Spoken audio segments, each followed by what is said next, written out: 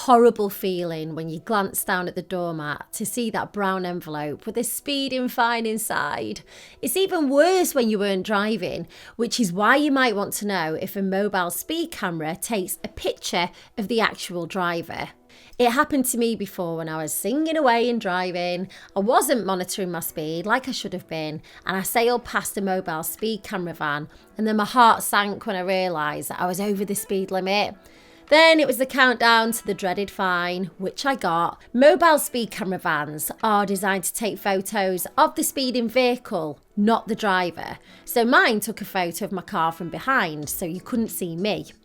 With static speed cameras, there's a slightly higher chance of seeing who is driving. If you weren't the driver, maybe your car was stolen, or your partner was driving, or your kid had borrowed the car. Unfortunately, you're going to have to name them. You're now legally responsible to let the authorities know. You might be surprised to find out that if you deny you were the driver without providing any other information, it's known as failing to name. You could face prosecution, a hefty fine, and points on your licence.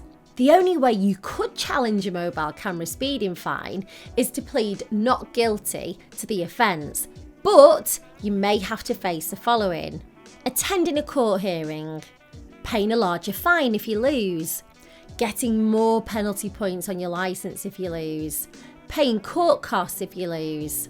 You may not know if you were caught speeding by a mobile camera straight away, but you'll know when a notice of intended prosecution, an NIP, drops through your letterbox. The notice must arrive in the post within 14 days of the offence.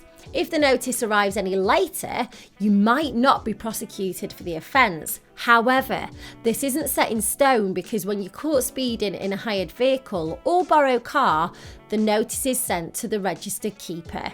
So the hire company or the vehicle owner receives a notice, meaning the police fulfilled a legal obligation to serve the notice within the deadline. There's no guarantee the authorities won't take you to court, even if it's late. There are exceptions to the rule and times when the police will still act on an NIP, even if they were late giving it. Something else to take into consideration is that police camera vans don't have to be marked. There are guidelines that say the van should have fluorescent stripes down them, but it's optional.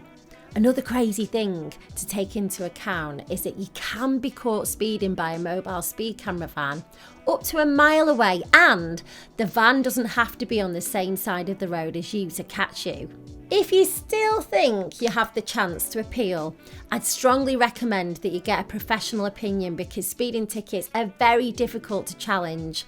It may be worth asking an online solicitor whether it's worth it for you because it could end up very pricey. You could use JustAnswer solicitors because they have a £5 trial on offer. It could save you a lot of time and money down the line. I'll leave a link in the description, and if you use it, you'll be supporting my channel, so thanks.